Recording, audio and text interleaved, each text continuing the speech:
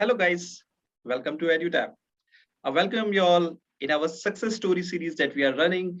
And there is one more story, which is of Mr. Gautam, another RBI turned aspirant into a grade B manager. It's a dream come true. So, Gautam, how are you? First of all, very warm congratulations from our side. So, Mike is over to you. Thank you so much, sir. I'm really happy and it's a fantastic feeling and I'm really honored for giving me this opportunity. Thank you so much. Thank you. So, is the party still going on? Not yet. I am still working at the moment, so I've not yet got time to party. Okay. So we can say abhi to party shuru hui hai. The song is like this, na? Yeah. Okay. So Gautam, see, there are few questions. Let me give you a brief idea regarding this entire interview. The few questions will be on your background. Then most of the questions will be from the strategy part. Okay. So if you can please give us the brief introduction about your background, what is your educational qualification, how you came across this RBI examination, how you came to know about it. Yeah, please. Okay. Fine. I actually completed my graduation in electronics and communication in 2016. So after completing my graduation, I worked with two private firms. One is a company named Fragaman India, and another company is Byju's Learning App. So one fine day when I was actually traveling on an Uber trip, while I was on an Uber trip with my friend, I actually saw a building and also a board named Reserve Bank of India. It was actually the RBI Cochin office of RBI. So I never knew about RBI at that point of time. So just out of curiosity, I just searched, okay, what about the job opportunities here? So that was when I came to know about RBI, Grade B.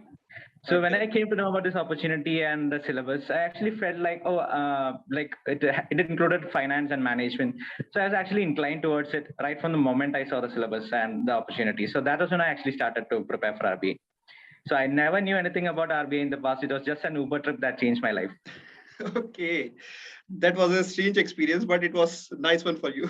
Yeah, it turned out to be a nice one for me. Yeah. So next question is, you have appeared twice. Yes. In your first attempt, you appeared till interview. Correct. But you were not able to make it to the final merit list. Correct. So was there a learning from your past experience? Yes, absolutely. Yeah. See, in my first attempt, I went wrong in the interview stage. I went completely wrong. I made a blunder. Yeah. So the thing is, I worked in marketing in my previous companies. So what I did was I tried to impress the panel. Being a marketing guy, I tried to impress the panel. That went wrong. Okay. So in RBI, the most important thing in the interview stage is never ever try to impress the panel. Okay. Be yourself and don't be humble. That's it. Don't try to impress the panel. That's a mistake that I made last time. So, and it cost me dear. Okay. So you already mentioned that you worked for Byju and then you dropped out. Yes. So was there any backup plan for you apart from RBI? No, RBI, I think, yeah. Please. Yeah, I didn't have any backup plan, but along with RBI, I appeared for SBA PO. So that, okay. So for luckily I cleared SBA PO. So I'm working with SBA right now. And I think you mentioned that you cleared SBA PO in 2019 and you was rank 1. Yes, I cleared SBA PO with all India rank 1. Yeah. Okay. So not only a topper in the RBI, you were also in the topper in the SBI PO. Luckily. Yeah. Luckily. Okay. So I think that was all about the background part. Now we'll come to the strategy part for what most of the aspirants are looking for you. Okay. That you can guide, what you can provide them. So what we can do, we can divide this strategy into 3 parts, which is actually our phase 1, phase 2, and the interview part. Okay. So before starting these stage-wise details, I want to ask a simple question that what were the resources that you relied on for each of these stages? Okay. So for phase 1, I actually, during my graduation period, I actually prepared for CAT. So for phase 1 QRE, I believe my CAT background might have helped me for QRE. And I believe QRE is mostly about practice. It's not about the material that you use or something. It's all about practice because phase 1 is the elimination round. Most of us get eliminated in the phase 1. So it's all about practice in case of QRE. So for current affairs, I relied on websites like GK Today and Affairs Cloud. So, and then I believe for phase one, there are 4 sections like QRE and current affairs. I believe if we are strong in any of the 2 sections, that would do good. Because in RBI for the past few years, if you look at the cutoff for QRE, it has been on a lower note, like say out of 30, the cutoff might be just 10 or 12. So if you are really good at 2 of the sections, for in my case, I was strong in logical reasoning. So puzzles was my core strength. So logical reasoning was my strong area. So that helped me, and English was also a strong area for me. And prepare, if you're strong in any of the 2 areas, you will crack it. So the only thing is practice matters. Okay. So what was your take on the GA section? How you want to suggest that who is a newcomer to this field, how he prepare the GA? Okay, GA, when you prepare for GA, you should actually keep the phase 2 syllabus in your mind. Because there are topics like sports and asked in phase 1. So it might not be asked in phase 2. So you need not go through it in detail or in depth. But if there are topics based on economics or social issues or finance, you need to go through it in detail such that you can actually consider it as a part of your preparation for phase 2 as well.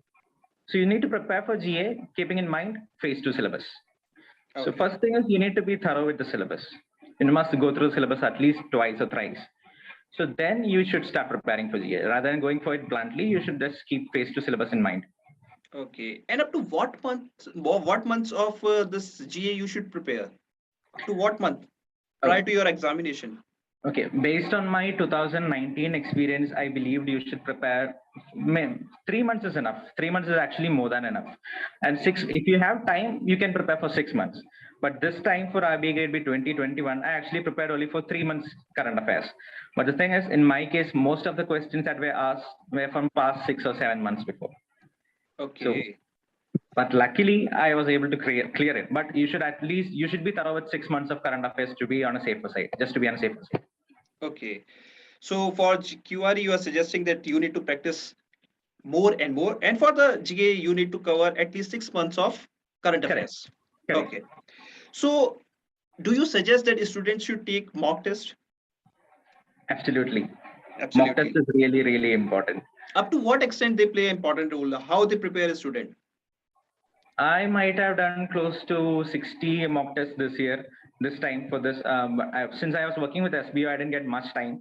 So I did close to 60 mock tests, but when I was preparing for RBI Grade B 2019, I was not working then. So I might have done maybe more than 100 mock tests. Not sure.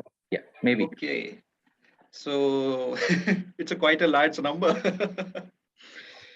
So let's come to that. I think that is more than enough for the phase 1 point of view. Coming to the phase 2. So there are 3 sections: English, FM, and ESI. Yes. So how you managed for the English section? Do you prepare it separately? For English section, what I did was I actually went through the editorials of newspapers like Live Mint and Economic Times. And for within the English section, there are topics like Prezi writing, reading comprehension. Reading comprehension, I actually covered. My CAT preparation might have helped me in case of reading comprehension. But for Prezi writing, I actually went through the videos available on EduTap. So that gives you how you must prepare your answer. So let's say the word limit is really important. So you need to summarize the important points, rather than mentioning everything involved in the paragraph. You need to summarize the important points. So I went through that video only for Prezi writing. And essay, first time when I appeared, yes, I tried to write a lot of essays from my end. But the second time, I faced time constraints since I was working. So I didn't prepare specifically for essays. Only thing was I was keen on reading editorials on newspapers. Okay. So that might have helped me. So I believe that is important. So if you read editorials, you will get a lot of points that you can frame on the day of interview. Okay. So, sorry, not on the day of interview, on the day of exam. On the day of examination. So that was about English. Now coming to the most important and most crucial point, most crucial part of our syllabus, which is ESI and finance. Let's start with ESI. Okay. So what was your source for preparing the ESI for the phase 2? Okay. So ESI is actually can be divided into 2 parts, that is current affairs and static.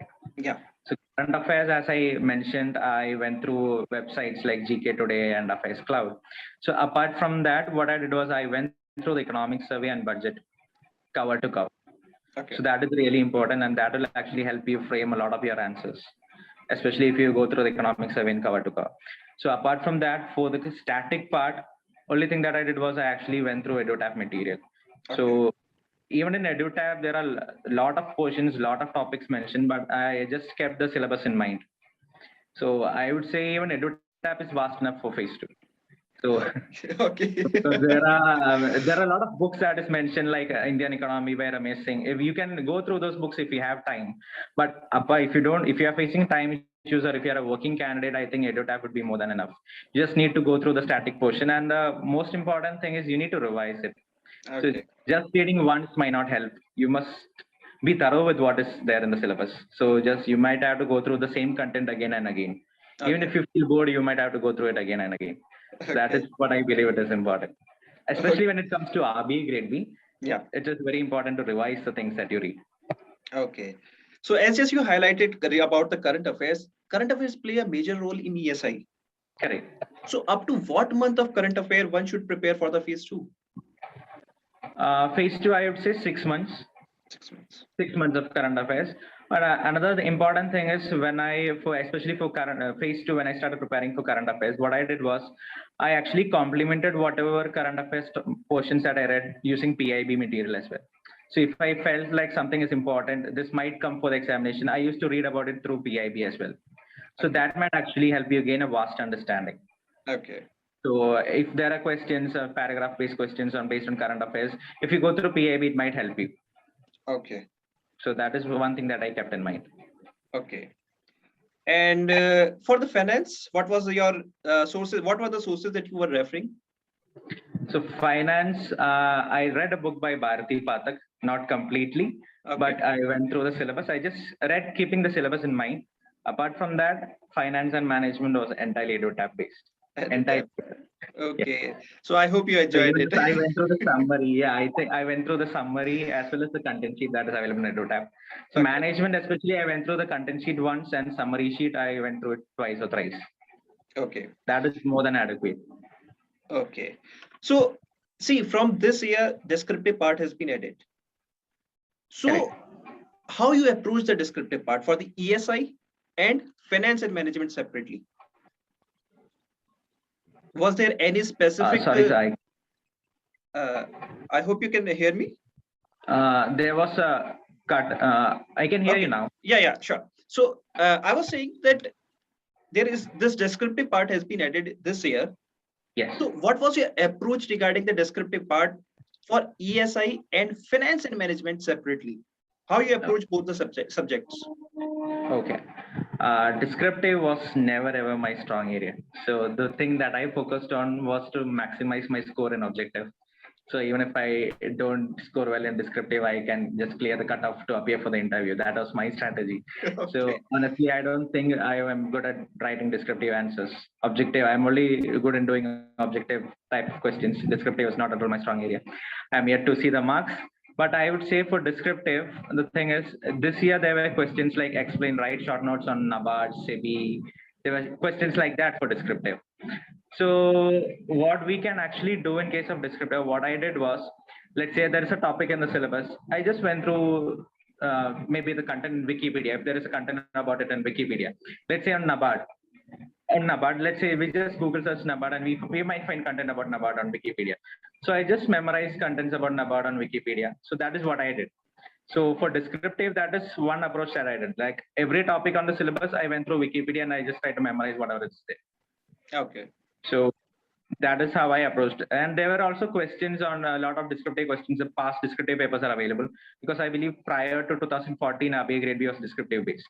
Yeah.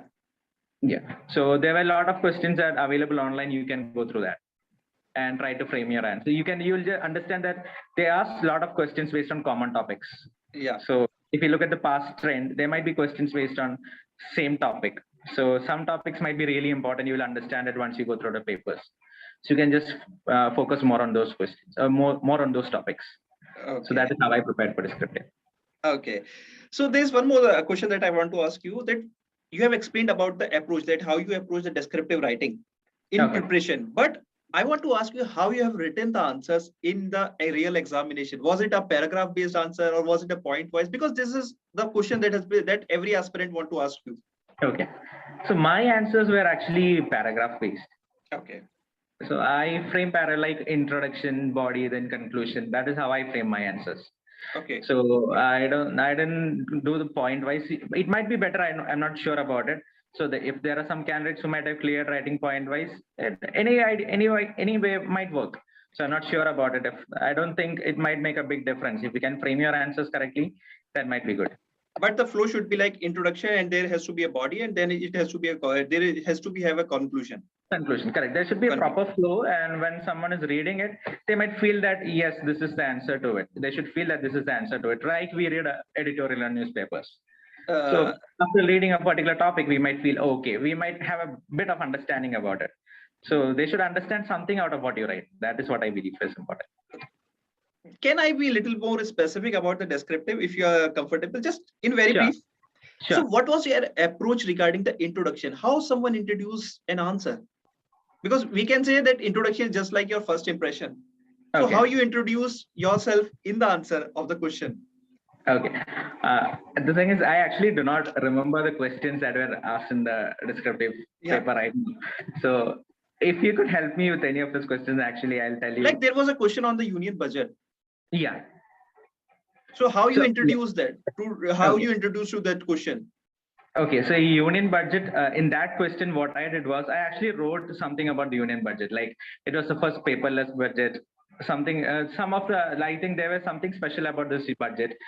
Like it was unique in terms of aspects like paperless budget or something like that. I don't remember it correctly. So I wrote something about union budget in the first thing, in the introduction phase, I wrote about it. Then I wrote about the major announcements. I think the question was 5 major announcements about the union budget. Yeah. So first, what I did was I wrote something about the union budget, which I felt like, oh, this is the highlight of this year's budget. Okay. So if I feel like that is what I did, and then I wrote about the major announcements. Okay. So you need to try to find something that is unique. Let's say in case of budget, you need to try to find something that is unique about this budget. Then you can go to the major points. Like that is what I did. Okay.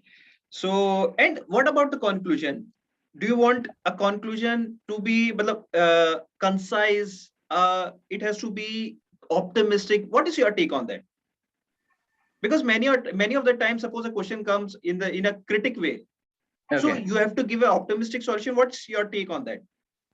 Like suppose, Okay.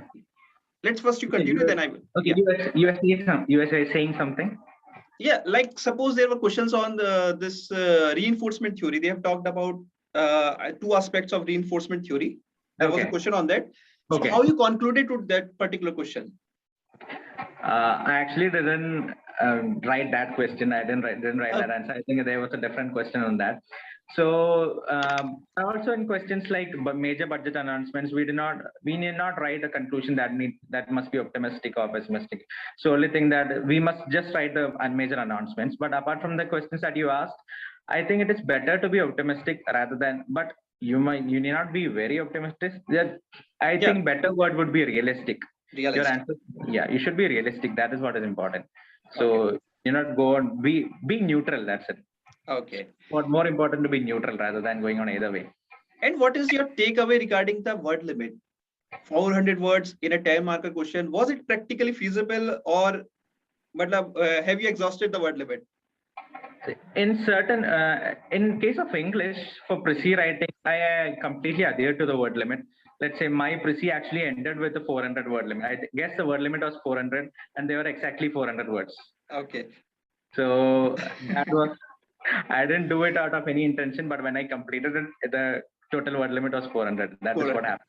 Okay. But in case of ESI, I think in some cases for 400 word limit, I wrote only 200 words. Okay. In some of my questions, I wrote only 200 words. I do specifically remember it right now. I believe for 10-mark questions, 2 of the questions I just wrote only 200 words. Okay. So some other questions I might have adhered to the word limit. Maybe if it's 400, I might have done 390 or 350. But in 2 of the questions, I just wrote 200 words or something. So it is not how much you write, it is what you write that is important. So quality is more important than quantity. That is what I feel. Okay. That is what I feel. I am not yet sure about the marks. Okay. But what I feel is we must not overshoot the word limit. If it is 400, it should be below 400. Okay. If we go above 400, they might penalize you. Okay. So out of English, FM, and ESI, which is a low-hanging fruit for you? Means which is the most scoring for you? If you want to suggest anyone that you should, this is easy, this is hard to score. What is your take on that? I believe FM would be the most scoring part for anyone. Okay. Because if you are thorough with management, if you are thorough with each and every topic in the management syllabus, you can easily score 50. If they ask 50 questions, if FM is out of 100, and if 50 marks questions come from management, you can score. The only important thing is revision. Yeah. Because management is really easy. If you read a topic, if you read any theory today, you'll find it's really easy. But if you do not revise about it, and if you read about it after 2 weeks, you try to remember it, you may not remember anything about it. That is what I feel. So revision is really, really important. Okay. So if you can revise management, and you must try to score well in management, that is the most important. Okay. That might have helped me. So I believe it can help anyone. So if I can do it, anyone can do it. That is what I believe. I've been an average performer throughout my career. That's why you're an SBI PU topper. Well, that's on a lighter note. So there are many aspirants who regularly ask regarding this numerical part in the finance. So have you prepared for the numerical separately? No, I didn't prepare for numerical part separately. No. Okay. VI has not asked numerical questions for the last 2-3 years, if I remember correctly. Yeah. So numerical is not that important, but let's say in case of topics like bonds, if you have a basic understanding of numericals, that would do. In case if they ask up numericals, but they are not asking numericals these days. So I didn't spend much time on numericals this time. Okay. There is one last question regarding the descriptive that I want to discuss to you. See, there are many times we have seen that a student ask, should we quote real life examples like in the management? Have you quoted any real life example, or have you used that? No, I didn't. In some of the questions, I took quotes from economic survey or budget. Apart from that, I didn't use any other real life examples. But whatever I did in case of ESI, I tried to use material or whatever that is mentioned in the economic survey. I didn't use any real life quotes, but I took a lot of things from economic survey. I would say for every question I try to. When I'm saying real life examples, it's basically for the management, but for finance and ESI, I was referring to the data that we came across through ESI and the newspaper. So have you quoted any data, any report, or this real life example for the respective domains? Yes, I have. I have used data from World Bank, IMF. If I have read some data from World Bank or IMF, I might have incorporated. Yes, I believe it. I believe I used data from World Bank or something for some of the questions. Okay, so we can say that for the descriptive writing, quoting these examples is important. Correct. Yes. Correct. Okay. So that was about, I think we have covered each and every point regarding the phase 1 and phase 2. Now coming to the big day, the interview. So how you prepared for the interview? What were your sources? Okay. So interview, I didn't use any source actually. So what I tried to do was I tried to, let's say there are topics like Basel norms. Yeah. So we must be, especially if you are a banker, you must be thorough with some terms like what is risk, the different types of risk, or what are Basel norms, and why Basel norms were incorporated. Such things you must be thorough with it. Even if you're not a banker, they expect something. They expect you to know something about banking industry. If you are, let's say, you want to join RBI, you must know something about banking. At least they might even ask you like, what is a bank or what is banking? So you must be thorough with it. If you're not able to answer what is banking, then I think that might create a negative impression. Yeah. So you must know something about RBI, what RBI does. So there is a booklet by RBI. It's called RBI Reserve Bank Working and Function. There's an article by RBI. So I just went through it. So they are mentioned nicely about all the departments in RBI. So for interview, I used that as a preliminary source for preparation. So that is important. So apart from that, you must be thorough with the current affairs. You must read anything. Let's say your interview is scheduled in the month of, let's say our interview is in August. So at least 2 to 3 months prior to the interview, you must be thorough with the current affairs. Okay. So even in my case, I worked with Byju's, that was an edtech company. And they asked me something about what is happening in China regarding EdTech. So on the day of interview, the first question was China actually imposed restrictions on EdTech companies, and what was it? Okay. And luckily, that was important news on that day, on the very day of interview. And I actually went through it, so I was able to answer that question. So even they ask you questions on that what happened based on what happened on the day of interview. So you should read the newspaper even on the day of interview. Okay, that's a new input.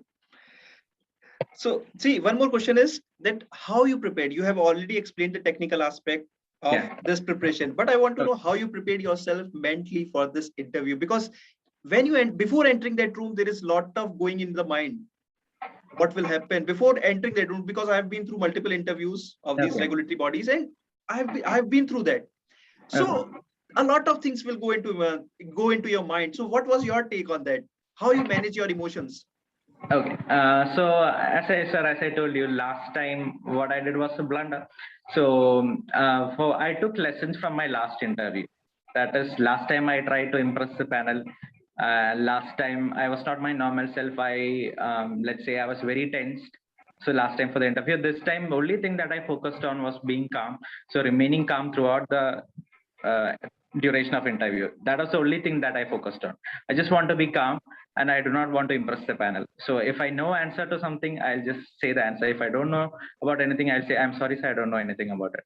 So that is the only thing that I kept in mind. So remaining calm, don't ever try to impress the panel. If you know the answer, don't just get energetic about it. Just try to answer the question in a calm manner. Okay. So was there any question for which you have said no? Yeah, there were a lot of questions for which I said no. Okay. I would just let me just try to recollect. Yeah, sure. Because this is an interesting part. Yeah.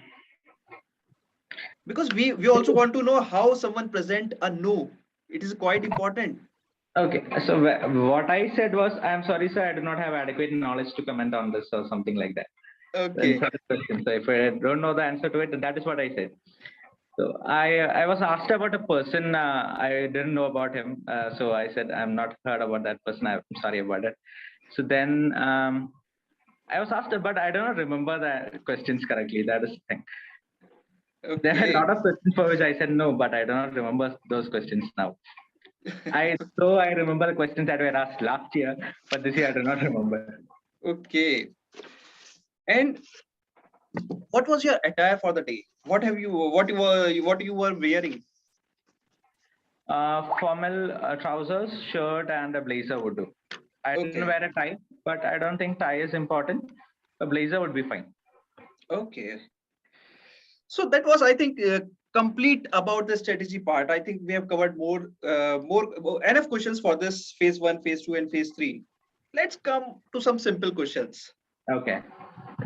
How you manage the stress? Because during the time of preparation, even last year, you missed a big opportunity, I think, just by few marks. No, I just got single-digit marks in the interview last year. Okay. No, that means you have cleared 2 stages. So a student built hopes during the time of interview that this is my stage, I have to clear this, because that's the only stages remaining. So how you manage your emotions after being rejected from so close? In my case, I have gone through a lot of failures in my life. So rejection didn't actually play a very important role on me, because as I told, it took me almost 5 years to complete my graduation. So I appeared for CAT 3 times. The best that I could ever score was 98 percentile. So rejections never ever put me down. So I think we must not give up. If we give up, we fail only when we give up in life. So if we don't give up, we never fail in life. So that is what I focused on. So that rejections might have actually helped me clear RBI this time. Okay. Even I used to tell my wife that I do not have energy to appear for any more examinations. So even if I might have failed this time, I might have tried again until I exhaust my age limit. So rejection is not a new thing to me. That's how clearing examination is a new normal for me now. Your emotions are coming out. So see, you just mentioned about a backlog. Yeah. So should a student be worried about backlog? No, I don't think so. So, If I can clear, as I told you, if I can clear it, anyone can clear it. You should not worry about your backlog. but I you had, have also proven your mettle in the SPI. So so, backlog doesn't matter. backlog doesn't matter. The only thing is, in my case, I worked with the kind of mindset that I always believe every other person or every other aspirant is smarter compared to me. So I work like that. So did the panel ask any question regarding this backlog? No, they didn't ask me anything about backlog. No, Okay, nothing. no, And nothing. how was your interview panel? It was cordial or strict? Because many a times panel is some makes a student comfortable, like Okay, just they pamper a student. okay. But many a times they are like butchering. Because when I appeared for this interview in the SPI, they just butchered me, literally butchered me. Just Okay. everything which is beyond my imagination. So how was your panel? See, last time my panel was really grilling. Yeah. So this time I went with the mindset that even if the panel is grilling, I'll remain cool and I'll remain calm. Yeah. But what happened was the panel was really cool. Okay. This time the panel was really cool and they were really cordial. So they were actually listening to your answers. So normally what happens is if they feel that you know the answer to something, they might move on to some other questions. So, but it didn't happen this time. So they were actually listening to each and every one of your answers patiently. So the panel was on a cordial note this time. Cordial note. Okay. So just a few more questions are left. See, what will be your message for the future aspirants in terms being a senior player? What are your learnings, and through that learnings, how you can guide a newcomer? So when I started appearing for BA Grade B way back in 2019, even I was a newcomer. I Yeah. didn't have any idea about how to prepare for the examination. So I didn't know about the syllabus initially. So what I did was I went through the syllabus. So first and foremost thing, you must go through the syllabus and try to understand if you are finding any interest in those topics mentioned in the syllabus. So if you feel that this is interesting for you, and if you feel that you must go through the job profile first. For less in case of RBI, what RBI is doing once you enter, let's say you get an opportunity to join this organization, what will be your job profile, what all things you'll be handling. So you must first go through those things and then try to assess for yourself, should I really go for it or not? So just because of the, let's say, the salary package, the work-life balance that is found in RBI, don't go for it. If you feel that you have interest in it, only then go for it. Otherwise, you might be wasting time. So if you feel that you are really interested, so then you must actually go through. What I did was I went through the strategies of previous year toppers. So I read a lot of interviews. So when I was working in Byju's, I went to the first thing that I did was every night I used to go through the interviews that is there in YouTube.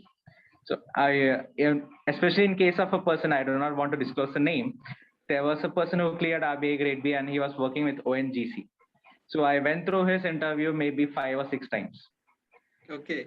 So there are a lot of other successful candidates. I went through their interviews 5 or 6 times. So I just made it as like I would say made it my routine. So like what all they did, I tried to just imbibe those points. So that is what I did. So for initially you must go through, like, let's say the previous year toppers, what all they did, go through their strategies, then understand. So they might say something in common. Let's say Affairs Cloud or GK Today, they might mention such sources in common.